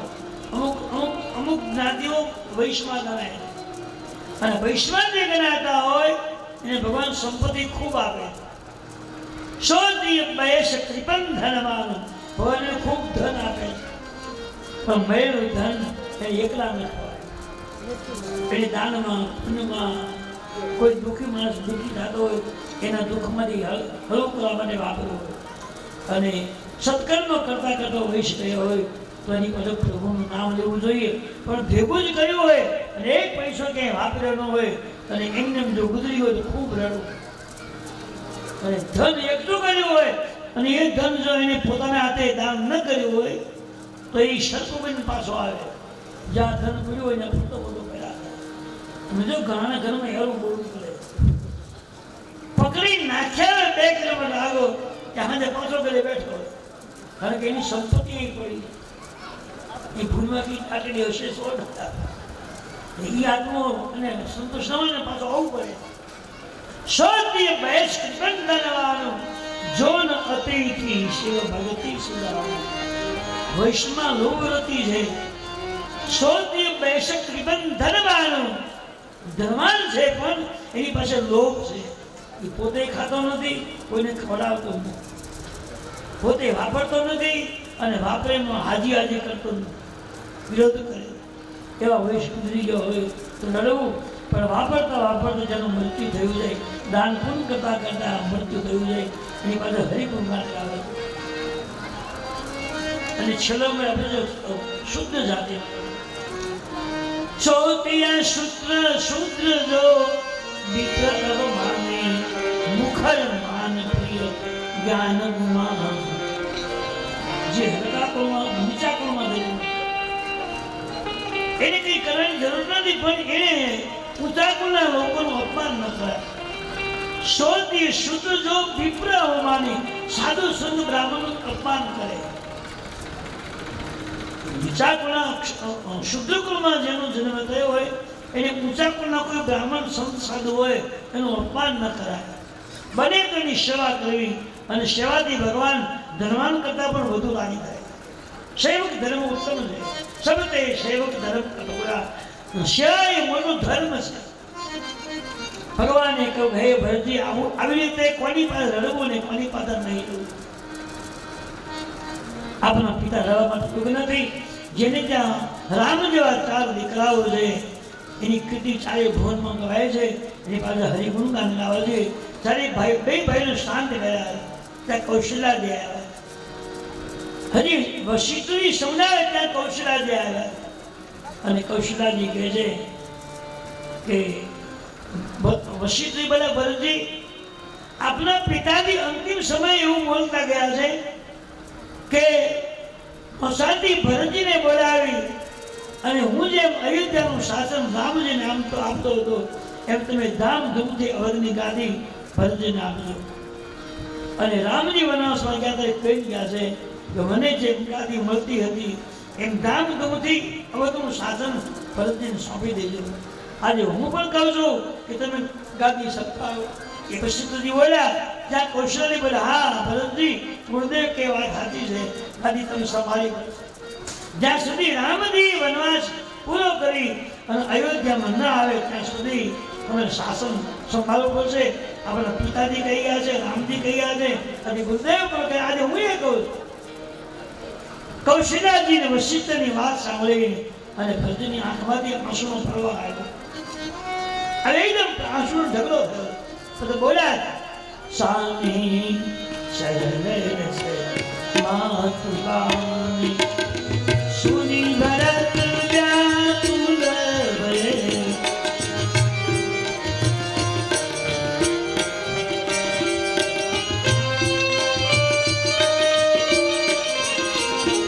સાની માતુકાની સુની ભરત વ્યાકુલ ભયે. ગુરુદેવની કૌશલની વાત સાંભળીને ભરતની આંખમાંથી આંસુનો ઢગલો થઈ ગયો. મારે ગુરુજી તમે હુકમ આપો, આજ્ઞા કરો, મારે પાણી જોઈએ. અને જો ન મળે તો હું પુત્ર માટે યોગ્ય નથી. પણ તમે વિચાર કરો, મારું નામ ખાલી ગાડી માટે હવે એવું બોલ્યા. ગાડી ભરતને મળે ત્યાં ત્રણ માતા વિધવા થઈ. મારા રામ લક્ષ્મણ જાતની વનવાસ મળ્યો, અયોધ્યા અનાથ બની ગઈ. મારું માત્ર ના બનાવવાથી આટલું નુકસાન તો થયું છે. ઈ ગાડી પર હું બેસું તો તમે કહો છો સાની શરણે માતુકાની સુની ભરત વ્યાકુલ ભયે. લોચન સરક સિંહ વિરાકુલ અંકુર. આંખમાંથી આંસુ એવા લાગ્યા. ગુરુદેવ મામને માફ કરજો, હું ગાડી માટે લાયક નથી. હું કઈકનો પાપી દીકરો છું. અયોધ્યાની ગાડી એ સત્યની ગાડી છે અને પાપીને સત્યની ગાડી ભોગવાનો કોઈ અધિકાર હક નથી. મારું ખાલી નામ બોલાયું કે ભટ્ટને ગાડી મળે કે અયોધ્યા અનાથ બની ગઈ. ત્રણ માત્ર વિધવા થઈ. મારા નામનું શું જાણકી બનાસમાં ગયા. મારો શું અધિકાર? હું પગે લાગુ છું, હું ગાડી માટે યોગ્ય નથી. પાપી મારો હક નથી. આ ગાડી તો અસલીનો માલિક, એનો માલિક ભગવાન રામ છે. આ ગાડી રામજીની છે. મારા પિતાને એના પિતાએ આપી, એના પિતાને એના પિતાએ આપી, અને મારા પિતાએ રામના આકારમાં છે. એ વાત યોગ્ય છે, હું ગાડી માટે યોગ્ય નથી. અને કે હવે બધી ગાડી એ સત્યની ગાડી છે અને સત્યની ગાડી પર પાપીને બેસવાનો હક અધિકાર નથી. આજ માટે હું ગાડીને પગે લાગું, મને માફ કરજો. ફરી ચૂપ થઈ એક બાજુ બેસી ગયા. તો શું કરવું? આખી સભાને હાથ જોડી ભરતજી બોલ્યા કે મારી ગીતા છે, વ્યક્ત કરું. હા બોલો. જો બધાએ અવધના નરનારીઓ રાજી ખુશી હોય અને મારી વાતમાં સંમત હોય તો વાત રજૂ કરો. આ બોલો. ભરતજીએ કહ્યું, મહારાજ કૌશલ્ય તમે અને ગુરુદેવ મને આજ્ઞા આપો છો, પણ ગાદી માટે હું યોગ્ય નથી. મારી ઈચ્છા એવી છે કે આવતીકાલે સવારે અયોધ્યાથી નીકળીને આપણે ચિત્તકૂટ જવાનું. આખા સમાજને, અવધના તમામ નરનારીઓને ચાલતા જવાનું. જે માર્ગે ભગવાન રામ લક્ષ્મણજી ગયા છે એ માર્ગે આપણે ચાલવાનું. છેક ચિત્તકૂટ જવાનું. ભગવાનને મનાવી જેમ તેમ કરી પાછા લાવીએ અને રામજી આવે ગાદી સંભાળે મારી આગી ચમકતા. તો બધાએ લોકોએ તાળીઓ પાડી વાત વધાવી. ભરતજી બધાને કહી દીધું તો જેની ઈચ્છા હોય એ તૈયાર થઈ જજો. આવતીકાલે સવારમાં દિવસ ઉગતાની સાથે આપણે શરીર નદી પ્રયાણ કરવાનું છે. બધા આવી જજો, તૈયાર થઈ જજો. અને ચાલવામાં બહુ ટાઈમ લાગશે એટલે તમને કદાચ કોઈ ભૂખ લાગે, જમવા માટે તકલીફ થાય તો તમારે જે કંઈ ભાતો લેવો લઈ લો, સુવિધા બધી લઈ લેજો. બધાએ તાળીઓથી વાત વધાવી લીધી અને જયતિકા છે બધા ખુશ થઈ ગયા કે ભરતજી સારી વાત કરી કે આપણને બધાને એનાથી ભગવાન રામના દર્શન થશે. રાત્રિ પડી ગઈ છે, બધાએ પોતાના ઘરે ગયા છે અને ભરતજીએ વશિષ્ઠ મહારાજની સલાહ લીધી. ગુરુદેવ, કાલે સવારમાં આપણે રામયાત્રા લઈને અહીંથી નીકળવું છે. અરે તમારી ઈચ્છા શું છે? તો ભરતજી એકદમ મારી ઈચ્છા તો એવી છે કે આજે આપણે પૂજાપો ભેગો લઈ જાઓ અને ત્યાં જઈ બધાની હાજરીમાં ધામધૂમથી અવધની ગાદી તિલક ભગવાને કરી દેવું છે. ત્યાંથી રામ નામની ગુરુ કરતા કરતા ભગવાન અયોધ્યામાં આવે. રામ જાનકીની ગાદી બેસે આવી મારી તો પૂજાપો તૈયાર કરો. પૂજાપો તૈયાર કર્યો છે અને ભરતજીએ કહ્યું કે ગુરુદેવ, મારી ઈચ્છા છે ત્રણેય માતાઓને, ગુરુપતિને, ગુરુદેવને મારે લઈ જવા છે. તમારા માટે વાહનની વ્યવસ્થા કરો. કે ભરતજીએ ગુરુદેવ ગુરુપત્ની ત્રણેય માતા માટે વાહન તૈયાર કર્યા, પાલકો તૈયાર કર્યા.